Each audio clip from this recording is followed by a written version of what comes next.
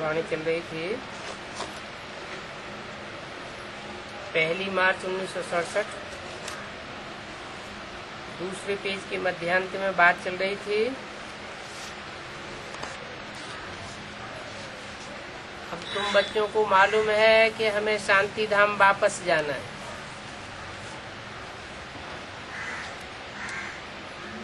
शांति धाम वापस जाना माना शांत स्टेज में टिक जाना। अब हमारी यात्रा पूरी होने वाली है। इस बात में तो बच्चों को बहुत खुश होना चाहिए। तो लंबी यात्रा होती है तो यात्रा जब पूरी होने को आती है तो अंदर में खुशी आती है ना। अब हम अपने शांति धाम जाते हैं। मनुष्य शांति चाहते हैं परंतु शांति देवे कौन? भक्ति मार्ग में गाया हुआ है शांति देवा।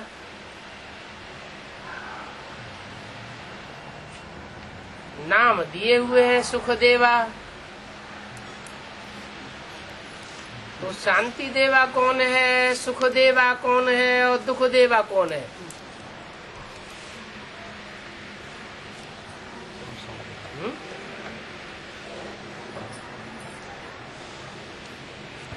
कोई तो होंगे।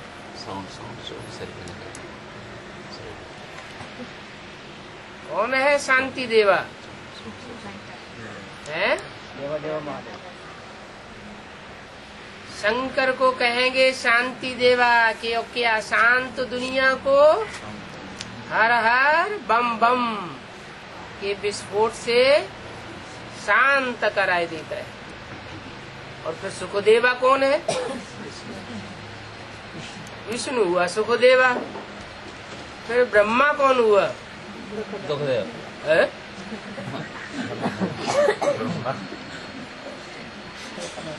आपकी आवाज कैसेट में भर के ब्रह्मा कुमारियों के पास जाएगी।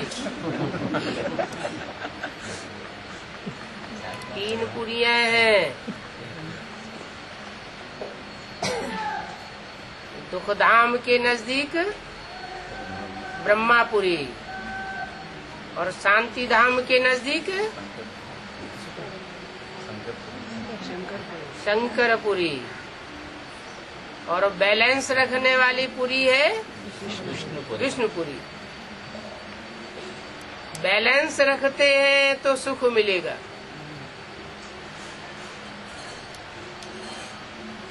तो 3 पुरियों में 3 मूर्तियां बैठी हुई हैं अधिष्ठाता।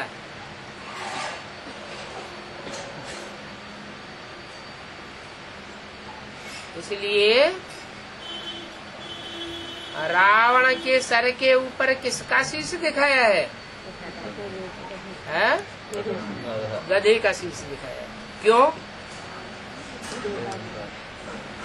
कोई अकल में बुद्धू होता है तो उसको क्या कहते हैं? गधा। सूट बुद्धि को गधा थोड़े ही कहेंगे। बाप भी बच्चे को कहते हैं गधा, क्योंकि बच्चा बुद्धि है, जल्दी बात समझ में नहीं आती है तो झुंझलाहट में कह देते हैं गधा कहीं का। लेकिन वो सृष्टि का पहला पत्ता है। तो जो पहला पत्ता है वो दूसरे 500 करोड़ पत्तों का क्या हुआ?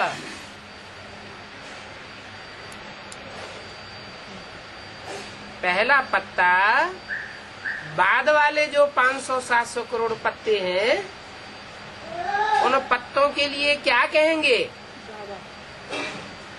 वो बड़ा भाई है और बड़े भाई को बाप समान कहा जाता है।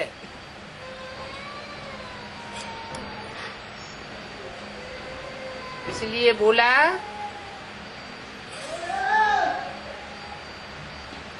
कि एक के परिवर्तन के ऊपर सारों का परिवर्तन रुका हुआ है।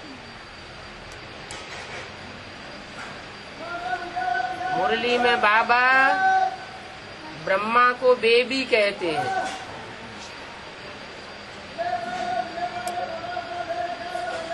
उस बेबी बुद्धि की बच्ची बुद्धि में अभी तक ये बात नहीं बैठी कि गीता का भगवान साकार में कौन है। इस एक बात के ऊपर सारा रोला बुद्धि में पड़ा हुआ है। शास्त्रों में लिखा हुआ है गीता का भगवान कृष्ण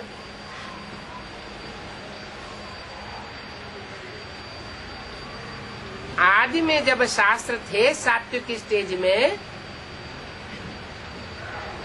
तो उनमें गीता का भगवान कृष्ण नहीं था।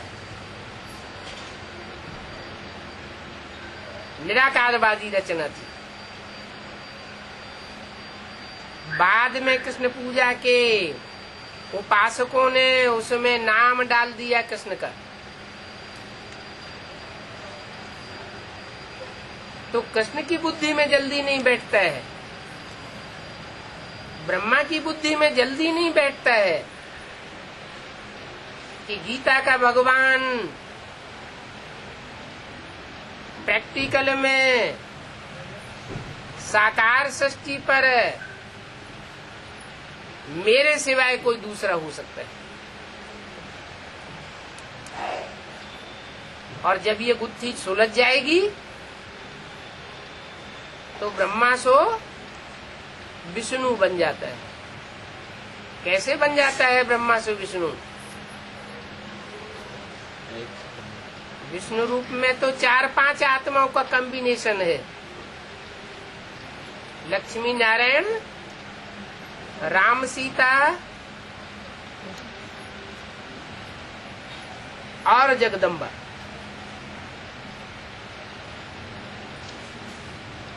चार भुजाएं हैं मददगार के रूप में, और एक उन भुजाओं को चलाने वाला।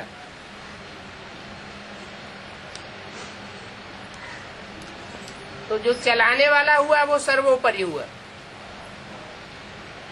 जो भी 33 करोड़ देवताएं हैं, उन देवताओं में 3 देवताएं महान गाए जाते हैं। उन 3 देवताओं में भी जो ब्रह्मा और विष्णु गाया जाता है, उनसे भी महान देव देव महादेव कहा जाता है। उनको अधिष्ठाता बताया शांति धाम का। ऐसे सो शांति धाम में सदैव रहने वाली सोल तो शिव है, लेकिन शिव जब तक साकार न बने तब तक शिव का कोई अस्तित्व नहीं होता है। परम धाम में जो भी आत्माएं हैं वो बिंदु बिंदु स्टेज में रहने के कारण जड़वत हैं। जब इस सृष्टि पर आकर के शरीर धारण करती है तो बोलती चालती चैतन्य आत्मा बनती है। शिव भी, जिसकी बिंदी का नाम ही शिव है, वो परम धाम में कोई कार्य नहीं करता। इस सृष्टि पर जब आता है तो अपना मुकर्रर रथ धारण करता है। उस मुकर्रर रथ के द्वारा वो सारा कार्य संपन्न कराता है। उसके धाम का नाम है शांति धाम। दुख धाम से छुटकारा तब तक नहीं मिल सकता जब तक बुद्धि में शांति धाम की स्थापना नहीं हुई।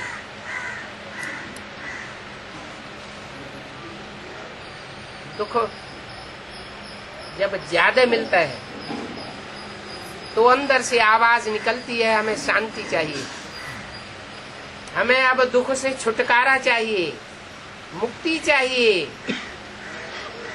तो मुक्ति ये है ऊंचे ते ऊंचा धाम। ये हर आत्मा को मुक्ति मिलती है। श्रेष्ठ आत्माएं जो श्रेष्ठ कर्म करने वाली है वो जीवन मुक्ति प्राप्त करती है।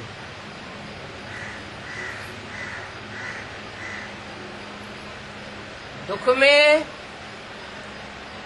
और सुख में दोनों में आने वाली आत्माएं हैं, वो देव आत्माएं।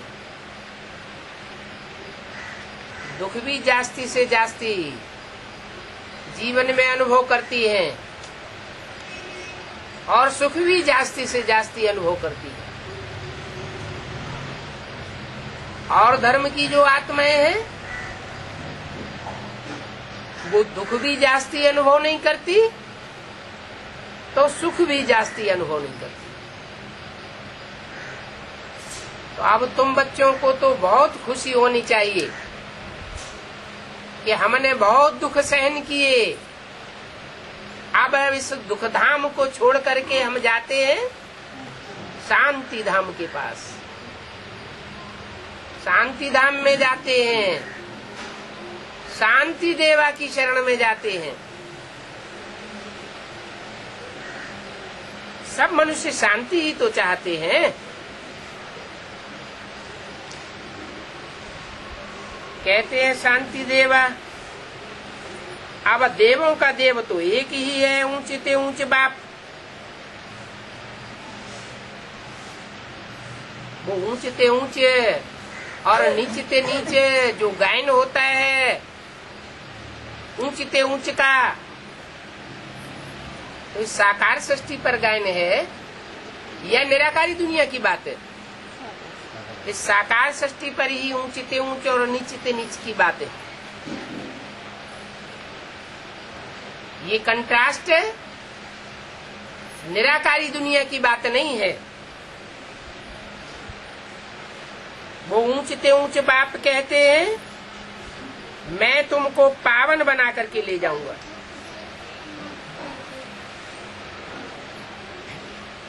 और एक को नहीं ले जाऊंगा, सब को ले जाऊंगा। कोई नहीं जाना चाहे तो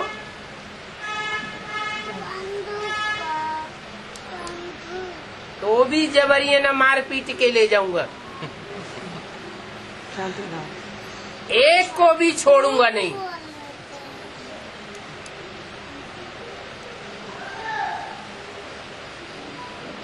ड्रामा अनुसार सबको जाना ही पड़ेगा। गाया हुआ भी है, मच्छरों सदस्य सब आत्माएं जाती है। मच्छरों का मिसाल क्यों दिया? जैसे मच्छर शरीर के ऊपर बैठता है तो अनचाहे बिना सोचे हाथ उसे मार देता है। जैसे कोई वैल्यू नहीं, जैसे मच्छर की कोई वैल्यू नहीं, ऐसे जब शांति धाम जावेंगी आत्माएं तो मच्छरों सदस्य जावेंगी।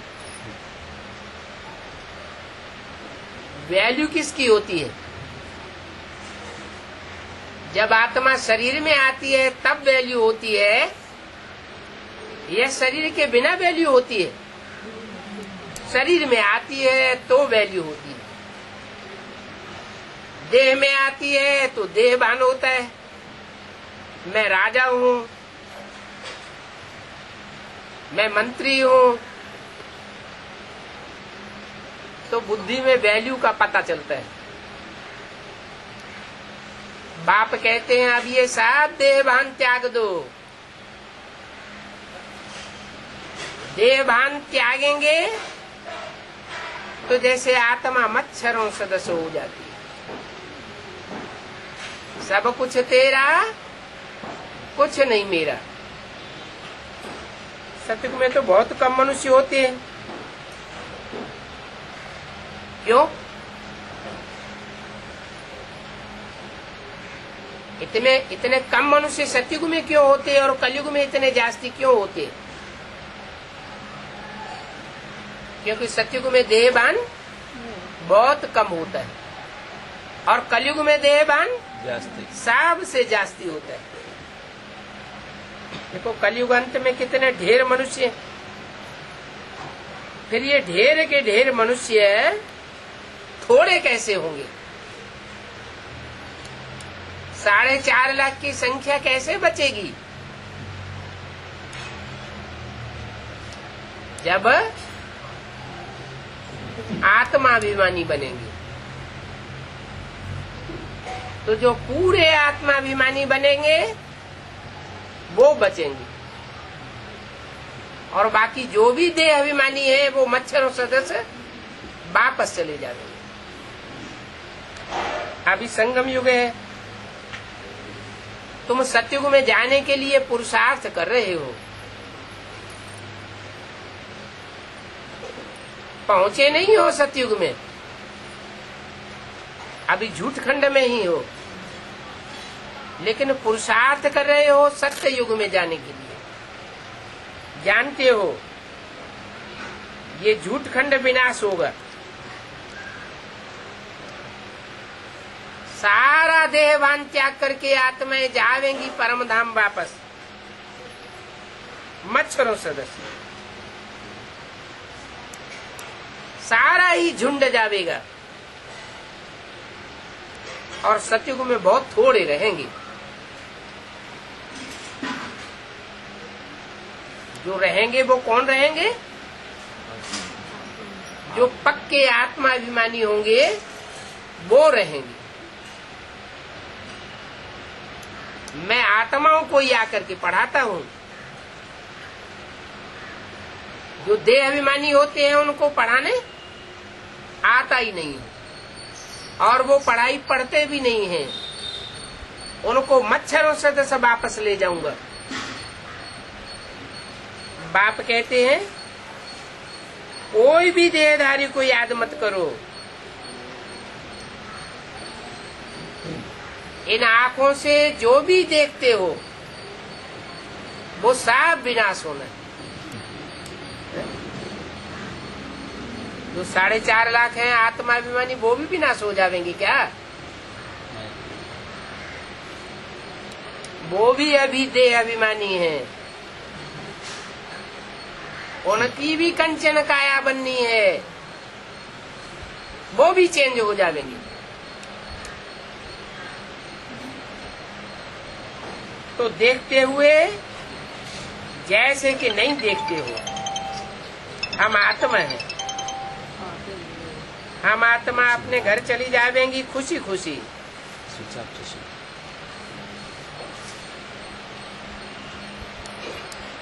जो मच्छरों सदस्य जावेंगे वो खुशी खुशी नहीं जावेंगे और हम जावेंगे खुशी खुशी जावेंगे।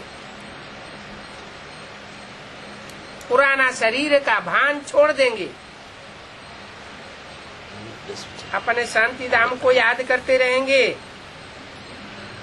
तो अंत मते सो गति आराम से हो जाएगी, क्योंकि अभी से प्रैक्टिस पक्की होती जाती है। एक बाप को याद करना, इसी बात में भारी मेहनत है। क्यों? एक बाप को याद करने में भारी मेहनत क्यों है? क्या बाप के संग हमने 63 जन्म नहीं लिए हैं? चलो सब आत्माओं ने 63 जन्म नहीं लिए या अनेक जन्म नहीं लिए, लेकिन कोई आत्माएं तो होंगी जिन्होंने अनेक जन्म बाप के साथ लिए हों। रामकृष्ण की आत्माओं के साथ जन्म लेने वाले, उनकी भी तो बहुत संख्या होगी ना।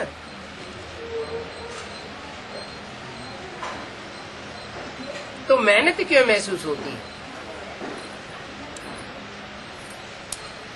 इसलिए मेहनत महसूस होती है कि जब नई दुनिया बनती है तो हम सारा ज्ञान भूल जाते हैं। हमें पता नहीं पड़ता है कि हमारा बाप जो मनुष्य सृष्टि का पिता है, जो हीरो पार्टधारी है, वो कौन है। जब सतयुग के आदि नारायण से लेकर के और अंत नारायण तक, त्रेता के पहले राम से लेकर के अंत राम तक कोई भी नहीं जानता, तो दूसरे मनुष्य कैसे जानेंगे। 63 जन्म में वो संग का रंग लोप होता जाता है, पहचान न होने के कारण। अगर सतयुग में नई दुनिया में ये पहचान रहे कि मनुष्य सृष्टि का पिता ये है, तो उसका संग छूटेगा ही नहीं। लेकिन देवताएं सब बुद्धू हो जाते हैं, ये ज्ञान ही सारा उड़ जाता है जो ज्ञान बाप शिव आकर के संगम युग में देते हैं, और कोई युग में ये ज्ञान नहीं होगा। क्या कि हमारा बाप कौन है, किस बाप से हमको जन्म जन्मांतर के लिए प्राप्ति मिलती है। तो इस आखिरी जन्म में भी एक बाप को याद करने में बड़ी भारी मेहनत होती है, क्योंकि 63 जन्म मायावी मनुष्यों के बन करके रहे, बाप का साथ नहीं ले पाया, क्योंकि ज्ञान ही नहीं था। अभी हमको बाप मेहनत दी है कि अनेक संग तोड़ और एक संग जोड़। बार बार माया रावण के रूप में, कोई न कोई चेहरों के रूप में वो हमको हिलाने के लिए आते हैं, हमारी बुद्धि को भरमाने के लिए आते हैं। इसलिए बोला है, इन आंखों से जो कुछ भी देखते हो वो सब भूल जाना है। शास्त्रों में भी बोला है, गो गोचर जहाँ लगी मनु जाई, सो सब माया जानो भाई। कहीं स्त्री के रूप में, कहीं पुरुष के रूप में, कहीं बच्चों के रूप में, कहीं बच्ची के रूप में, ये सब माया का मोह जाल है। इन सब से बुद्धि हटानी। मेहनत के बिना ऊंच पद थोड़ा ही मिलेगा। ये मेहनत है अपन को आत्मा समझ, देह और देह के सब संबंधों को त्याग करना बुद्धि से। बाप आते ही है तुमको नर से नारायण बनाने, क्या और कोई को नहीं, किनको, तुमको। माना जो बाप के सन्मुख बैठने वाले बच्चे हैं वो ही नर से डायरेक्ट नारायण बनते हैं, और कोई मनुष्य मात्र नर से नारायण जैसा बन नहीं सकता। अब इस पुरानी दुनिया में कोई चैन नहीं है, न सुख है न चैन है। चैन की बंसी इसको बजाते हुए दिखाते हैं, कृष्ण को दिखाते हैं चैन की बंसी बजाते हुए।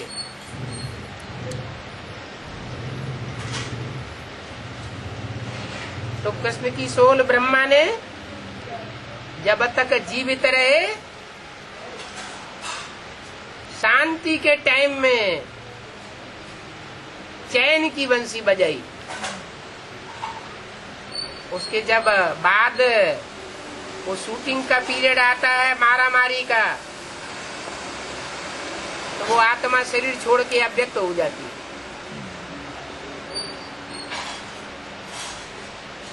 अब इस दुनिया में कोई सुख चैन नहीं है। जो भी सुख है वो सब काग विष्टा समान है। अब चैन मिलना है सुख धाम और शांति धाम में। जितना हम सुख धाम शांति धाम को याद करेंगे उतनी आत्मा चैन में रहेगी। यहाँ तो फिर घर घर में अशांति, मारपीट लगा हुआ है। बाप कहते हैं अब इसे छी दुनिया को भूल जाओ। मीठे मीठे बच्चों, मैं तुम्हारे लिए ही स्वर्ग की स्थापना करने आया हूँ।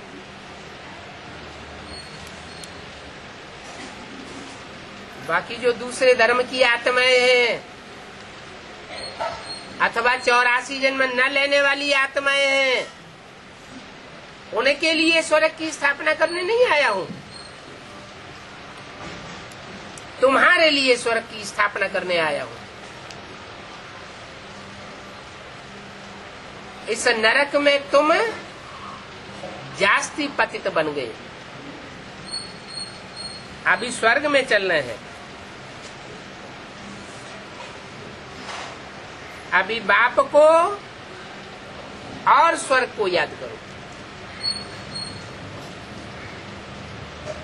ऐसी याद करेंगे तो अंत मते सो गति हो जाएगी। 1367 की वाणी का 3रा पेज। शादी आदि में भले जाओ, डायरेक्शन नहीं दिया क्या कि शादी आदि में जाओ, क्या कहा? शादी आदि में भले जाओ, माने तुम्हारी इच्छा है तो इच्छा पूर्ति कर लो। अनुभव हो जाएगा कि ऐसे संग के रंग में जाने से फिर अवस्था कैसी बन जाती है, तो भले जाओ, परंतु पक्का कर दो कि हम बाप की याद में रहेंगे। अब ऐसे होता है क्या कि शादी आदि में जाएं और वहाँ बाप की याद बनी रहे? अगर शादी में जाकर के भी बाप की याद बनी रहे तो शादी की संस्था को बाप आकर के कैंसिल क्यों करते? बाप आते ही क्या कहते हैं? शादी शादी बर्बादी। तुम्हारी बुद्धि में सारी नॉलेज रहनी चाहिए। ये वाक्य नॉलेज का है या नहीं है? कौन सा वाक्य? शादी बर्बादी, ये भी नॉलेज है। बल घर में रहो, यहाँ भी बल लगा दिया क्या है? क्यों लगा दिया? डायरेक्शन सीधा देना। घर गृहस्थ में रहो, बल क्यों लगा दिया? मना अपने घर समझ करके न रहो। गीता पाठशाला है, भगवान का घर है, तो रहना ठीक है। हम सेवा के लिए घर में रहे पड़े हैं, बाकी अपना घर बना करके नहीं रहे पड़े हैं। बच्चों आदि की संभाल करो। कौन से बच्चों की संभाल करो? जो बच्चा बड़ा हो गया है, शादी करना चाहता है, 18 साल पूरा हो रहा है, तो उसकी संभाल करें हैं? अरे उसके लिए तो ब्रह्मा बाबा ने भी क्या बोल दिया, शादी आदि करना है तो निकलो घर से बाहर। तो हमारे घर के बच्चे नहीं हो। शादी करेगा, बच्चा घर में आवेगा तो वातावरण घर का खराब होगा। गीता पाठशाला जम नहीं सकती, वो गीता से सुखधाम शांति धाम की स्थापना नहीं हो सकती।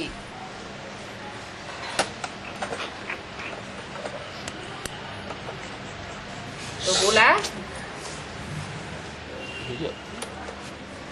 बच्चों को संभालना है, लेकिन कौन से बच्चों को संभालना है? हैं? भले घर गृहस्थ में रहो, बच्चों की संभाल करना है। कौन से बच्चों की संभाल करना है? हैं? जो अलौकिक बच्चे बन चुके। बच्ची भी अगर ज्ञान में नहीं चलती है तो क्या करना पड़े? उसकी शादी करनी पड़े। जाओ अपने घर में। बच्चा अगर ज्ञान में नहीं चलता है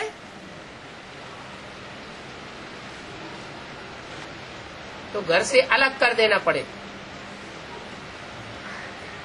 अपना घर गृहस्थ अपने आप बसाओ, हम तुम्हारी शादी भी नहीं करेंगे। जाओ, करना हो तो करो अपनी लव मैरिज, या जो भी नाते रिश्तेदार हैं उनका सहारा लो। भक्त लोग घर में रहते हैं, घर में रहते भी कृष्ण की याद करते हैं। गृहस्थ व्यवहार में रहते हैं फिर भी भक्त कहलाते हैं, क्योंकि भक्ति करते हैं, घर बार भी संभालते हैं। विकार में जाते हैं तो भी गुरु लोग उनको कहते हैं कि कृष्ण को याद करो।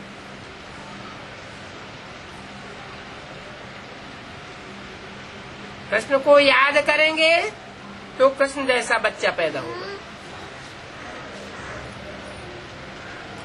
अब उस समय जैसी जैसी बुद्धि होती है वैसा ही बच्चा पैदा होता है। कोई काना बच्चा पैदा होता है, कोई कैसा बच्चा पैदा होता है। कोई ऐसे भी बच्चे पैदा होते हैं जिनको दाढ़ी मूंछ निकल आती है।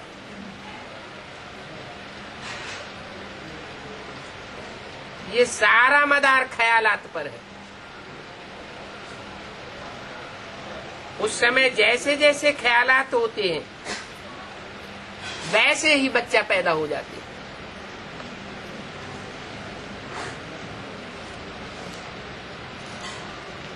इन बातों में तुम बच्चों को जाना नहीं है। जाना नहीं है तो सुनाना क्यों है?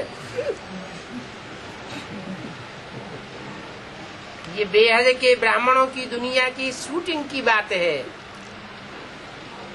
शूटिंग पीरियड में हमारा जैसा वाइब्रेशन होगा वैसी ब्राह्मणों की सृष्टि रची जाएगी। श्रेष्ठ वाइब्रेशन में श्रेष्ठ फाउंडेशन पड़ेगा। तुमको अभी सुनाई जाती है सतयुग में जाने की बातें। जिन बातों की अभी स्थापना हो रही है, वैकुंठ की स्थापना कोई कृष्ण नहीं करते हैं।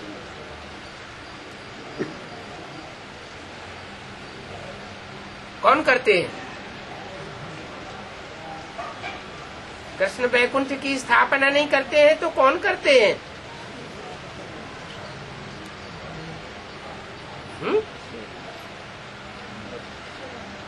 कृष्ण तो बच्चा है। बच्चा थोड़े ही घर गृहस्थ बनाता है।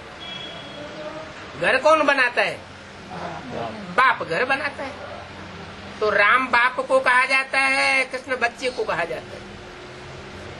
बाप ने जो घर गृहस्थ बनाया, जो नई दुनिया बनाई, राम राज्य बनाया, उस राम राज्य में कृष्ण बच्चा जन्म लेता है, बच्चा बन करके आता है।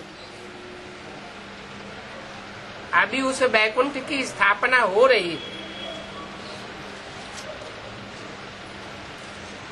कृष्ण तो बाप के द्वारा वैकुंठ का मालिक बनता है। बाप से वर्षा लिया है। संगम के समय में ही गीता का भगवान आते हैं।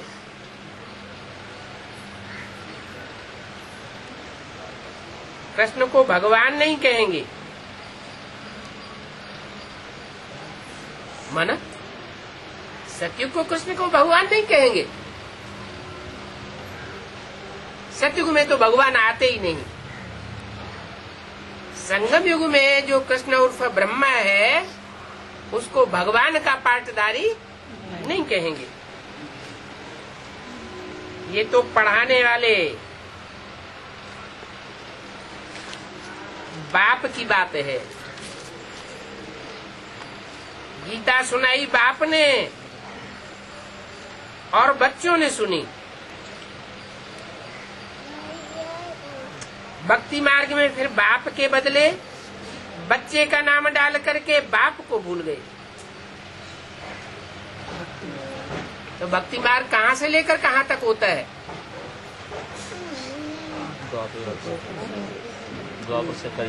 ब्राह्मणों की संगम युग दुनिया में भक्ति मार्ग कहाँ से कहाँ तक हुआ?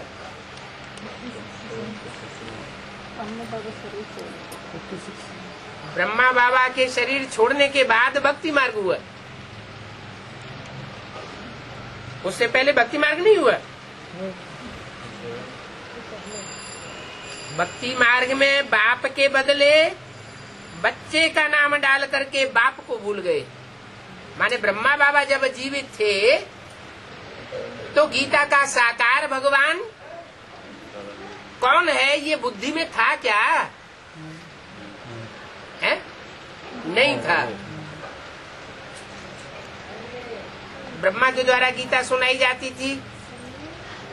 गीता ज्ञानामृत नहीं था, लेकिन गीता तो सुनाई गई। लेकिन बुद्धि में क्या बैठा हुआ था? गीता का साकार भगवान कौन? ब्रह्मा ही बुद्धि में बैठा था। तो भक्ति मार्ग में ऐसा होता है, बाप के बदले बच्चे का नाम डाल दिया। फिर ब्रह्मा बाबा के मुख से खुद ही सुधार किया गया। क्या सुधार किया गया? कि बच्चे ब्रह्मा कुमारी ईश्वरीय विश्वविद्यालय ये रंग है, अपन को तुम ब्रह्मा कुमार कुमारी लिखते हो, ये रंग है। क्या लिखना चाहिए? प्रजापिता ब्रह्मा कुमार कुमारी। तो वो भी कोई की बुद्धि में ये नहीं बैठा कि ये बात किस व्यक्तित्व के लिए बोली गई है। क्या कोई ब्रह्मा कुमार कुमारी की बुद्धि में ये बात बैठी कि यज्ञ के आदि में जो ज्ञान का बीजारोपण करने का निमित्त बना उसके लिए बोली गई है? कोई की बुद्धि में नहीं आया। ब्रह्मा को भी नहीं बैठा ना, ब्रह्मा की बुद्धि में भी नहीं आया। अगर आया होता तो बाप की याद से हार्ट पावरफुल बनता, हार्ट फेल नहीं होता। वो शिव बाबा ने बोल दिया ब्रह्मा के मुख से, ब्राह्मण बच्चों ने सुन लिया, लेकिन उसका अर्थ किसी की बुद्धि में नहीं बैठा। तो बोला भक्ति मार्ग में फिर बाप के बदली बच्चे का नाम डाल करके बाप को भूल गए। कौन से बाप को भूल गए? जिस बाप ने यज्ञ के आदि में ज्ञान का बीजारोपण किया था। तो गीता भी सारी खंडन हो गई।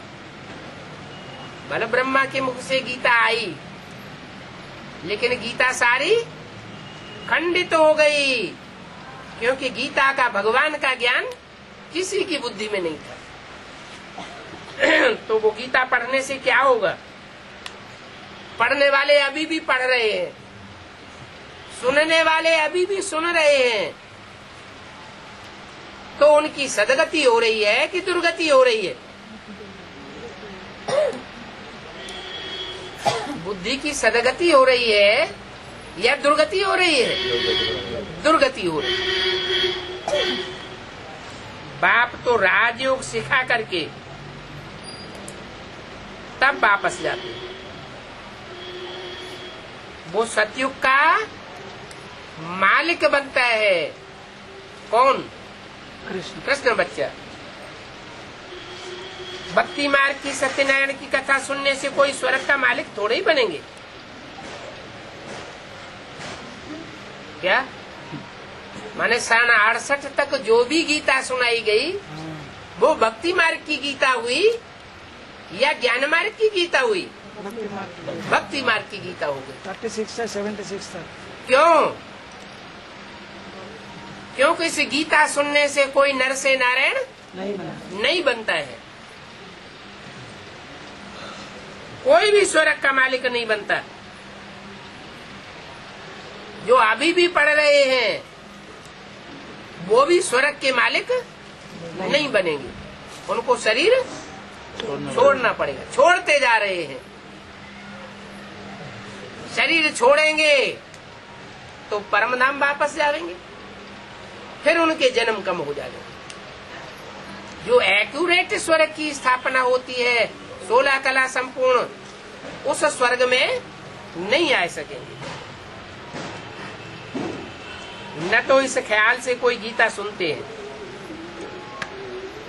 इस गीता को सुनने से जो ब्रह्मा मुख से सुनाया गया, उसके सुनने से कोई नर से नारायण इसी जन्म में बनेगा। इस ख्याल से कोई सुनता है क्या? वहां ये ख्याल होता है कोई की बुद्धि में क्या? कि हम इसी जन्म में नर से नारायण बनेंगे, कोई इस ख्याल से नहीं सुनता। भक्ति मार्ग में है ही दंत कथाएं, सुनते रहेंगे, फायदा कुछ भी नहीं मिलता। साधु संत आदि अपना अपना मंत्र देते हैं, अपना फोटो दे देते हैं। क्या मेगा प्रोग्राम करते हैं तो किसका फोटो दे देते हैं? तीनों कोई न कोई 3 दादियां बनाते हैं, उनके फोटो दे देते हैं। तो याद किसकी आवेगी? उनकी बुद्धि में वो ही याद आवेगा। यहाँ तो कोई बात है नहीं। यहाँ बाप कोई को अपना फोटो देते नहीं है। अगर कोई छपाते भी हैं, कोई छपाते भी हैं, तो भी कह देते हैं कि अपनी जिम्मेवारी पर छपाओ। हम इस बात को मानने वाले नहीं हैं। क्या क्या कि ये किसका पार्ट है? तुम्हारे में समझाने की ताकत हो तो समझाओ। यहाँ फोटो आदि देने की कोई बात नहीं। दूसरे सत्संगों में जावेंगे तो कहेंगे स्वामी जी की कथा है।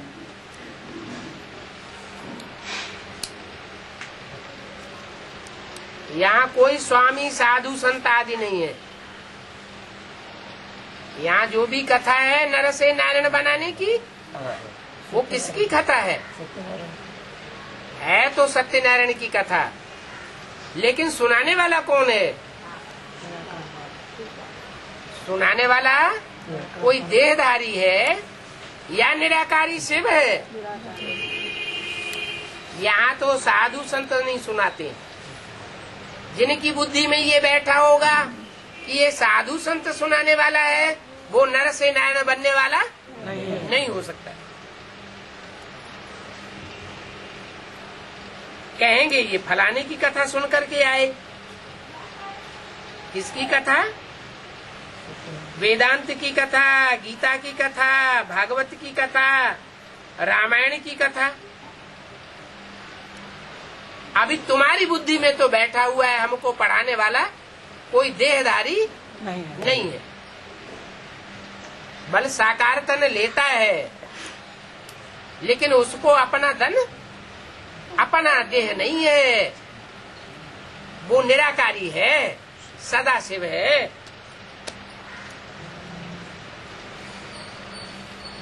न यहाँ कोई शास्त्र आदि पढ़ना होता है। शास्त्र आदि पढ़ने की बात ही नहीं। शिव बाबा ने कोई शास्त्र पढ़े हैं क्या? पढ़ते तो मनुष्य हैं। शिव बाबा शास्त्र रेफर करेंगे क्या? शिव बाबा को शास्त्र रेफर करने की दरकार नहीं। फिर रेफर कौन करता है? ब्रह्मा की सोल, राम की सोल। हाथ में कौन पकड़ेगा? देहधारी पकड़ेगा शास्त्र को। ग्रंथ को ग्रथित किए हुए पत्तों को हाथ में कौन पकड़ेगा? देहधारी पकड़ेगा। शिव बाबा तो हाथ में शास्त्र लेने वाला नहीं है। शिव बाबा कहते हैं मैं कोई भी गीता आदि पढ़ा हुआ नहीं हूँ। ये रथ जिसमें बैठा हुआ हूँ ये पढ़ा हुआ है क्या? शास्त्र आदि, चाहे हद के शास्त्र हो और चाहे बेहद की मुरली आदि के शास्त्र हो। मैं तो पढ़ा हुआ नहीं हूँ। मेरे में सारा सृष्टि चक्र का ज्ञान है। यह तो रोज गीता पढ़ता था। कौन? ब्रह्मा के लिए इशारा किया। ये तो रोज गीता पढ़ता था, तोते मुआफिक पढ़ता रहता था। तुम तोते मुआफिक नहीं पढ़ते हो, समझ करना। यह पढ़ता था तोते मुआफिक। तो तोते मुआफिक पढ़ना वो हुआ भक्ति मार्ग। और तुम जो पढ़ते हो समझ के, वो समझ के पढ़ते हो। तो तुम्हारा ज्ञान मार्ग है।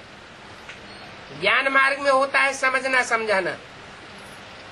एक एक शब्द के हिज्जे हिज्जे करके समझना और दूसरों को समझाना। जब बाप ने प्रवेश किया तो इसने गीता छोड़ दी,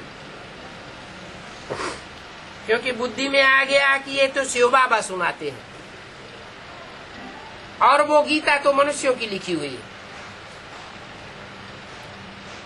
कृष्ण ने तो गीता सुनाई नहीं है। इस गुस्से में आकर के गीता फेंक दी। ये तो झूठी गीता हो गई। सच्ची चीज जब हाथ में आती है तो झूठी चीज को छोड़ना फेंक दिया जाता है। यहाँ हाथ कौन सा है? यहाँ बुद्धि रूपी हाथ है। बुद्धि रूपी हाथ में अगर सच्चाई का ज्ञान बैठ गया तो फिर झूठ को हाथ लेने की दरकार नहीं है। बाप कहते हैं मैं तुमको स्वर्ग की बादशाही देता हूँ।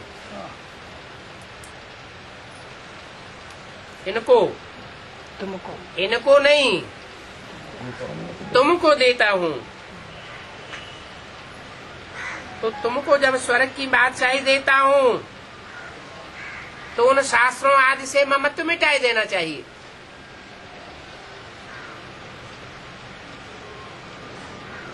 लेकिन ममत्व मिटता क्यों नहीं है? हैं? समझ में नहीं आती है अभी तक। बाप कहते हैं सिर्फ मुझे याद करो। ममत्व इसलिए नहीं मिटता है कि औरों में अभी भी ममत्व जाता रहता है। यही मेहनत है। क्या? सब तज हरि भज। सब बुद्धि में से भूल जाए और एक ही बुद्धि में बना रहे। सच्चे आशिक को बार बार मासूक की याद आती है।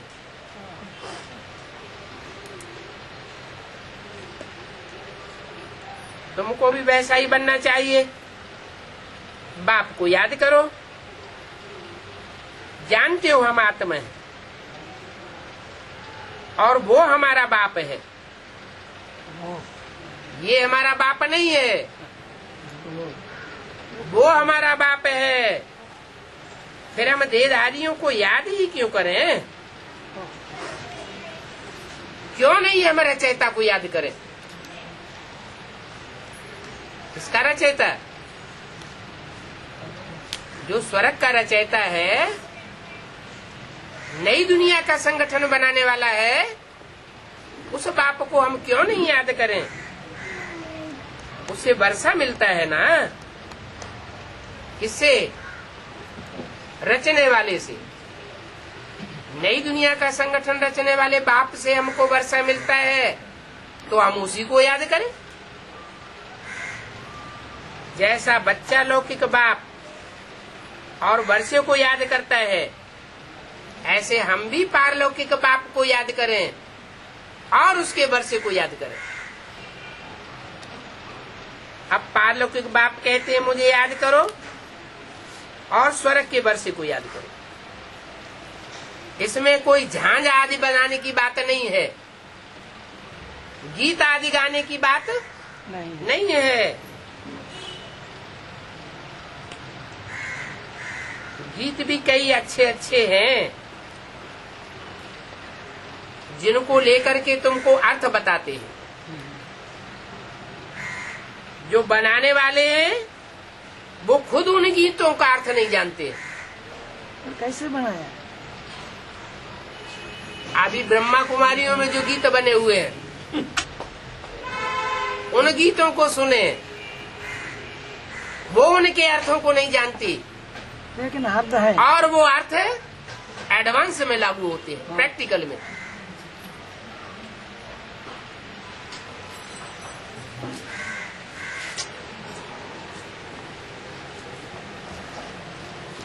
मीरा भक्तिन थी, साक्षात्कार करती थी, बैकुंठ में जैसे डांस करती थी, परंतु बैकुंठ में गई क्या? वो तो भावना था, भावना की बात थी। तुम तो ज्ञानी हो गए हो।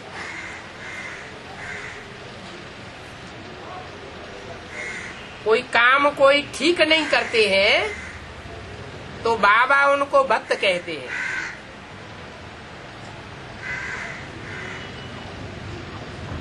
तो वो समझ जाते हैं कि बाबा ने मेरी गिलानी कर दी। भक्त अर्थात बुद्धि से दुर्गति को पाया हुआ। जो भी कार्य करेगा भक्त कारण कार्य का विश्लेषण करके नहीं करेगा, जैसे जानवर कार्य करते हैं। तुम पहले सब भक्त थे, अभी भक्ति को तुमने छोड़ दिया है, तुम ज्ञानी बने हो।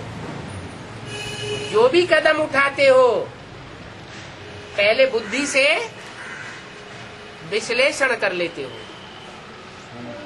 ये करने से क्या फायदा और क्या नुकसान। जैसे ज्ञान में चलने वाले हैं, छोटा मोटा मान लो मकान बनाते हैं,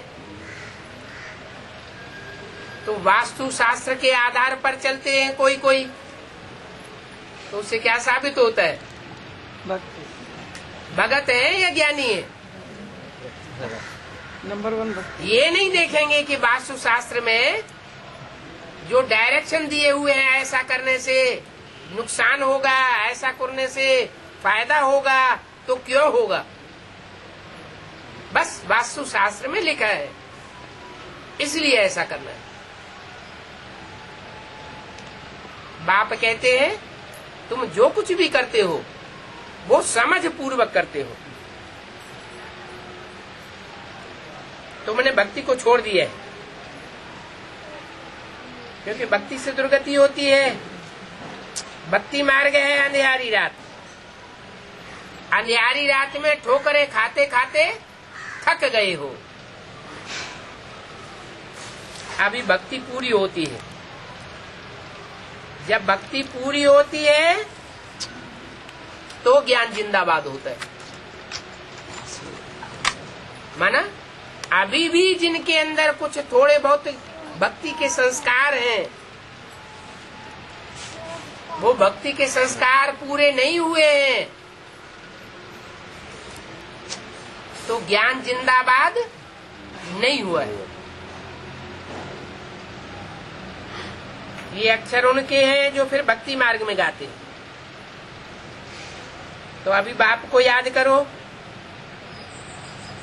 मैसेंजर बनो। बाप मैसेज लेकर के आए हैं, पैगंबर बनो, बाप का पैगाम देने वाले बनो। सबको ये पैगाम दो कि बाप और वर्ष को याद करो। ऐसा करेंगे तो तुम्हारे सब पाप भस्म हो जाते। स्वर्ग में देवताओं के कोई पाप नहीं बनते, पाप भी नहीं बनते और वहां पुण्य भी नहीं बनता, क्योंकि सब आत्म की स्थिति में रहते हैं। और यहाँ इस दुनिया में क्या होता है? पाप बनते हैं। पुण्य करना चाहे तो भी पाप बन जाता है, क्योंकि आत्म की स्थिति पक्की नहीं रहती। अभी तुम सबके वापस घर जाने का टाइम आ गया। घर शांति धाम पहुंचेंगे तो कोई भी इच्छा बुद्धि में नहीं रहेगी। इच्छा मात्रम अविद्या। अभी जो अल्पकाल की इच्छाएं पैदा होती हैं, उनकी पूर्ति करने के लिए प्रयास करते हैं, पुरुषार्थ करते हैं। उससे क्या साबित होता है कि हम अभी शांति धाम के वासी नहीं बने।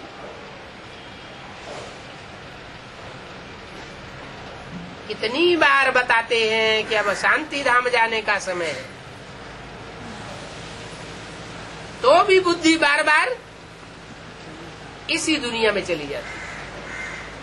भांति भांति की इच्छाएं पैदा होती रहती हैं। फिर कामेश क्रोधेश होते रहते हैं। अभी बाप कहते हैं सब कामनाओं की इतिश्री कर देना है, कोई कामना नहीं। परवाह थी पार ब्रह्म परमेश्वर की, वो मिल गया, अब कुछ चाहना बाकी नहीं। ओम शांति।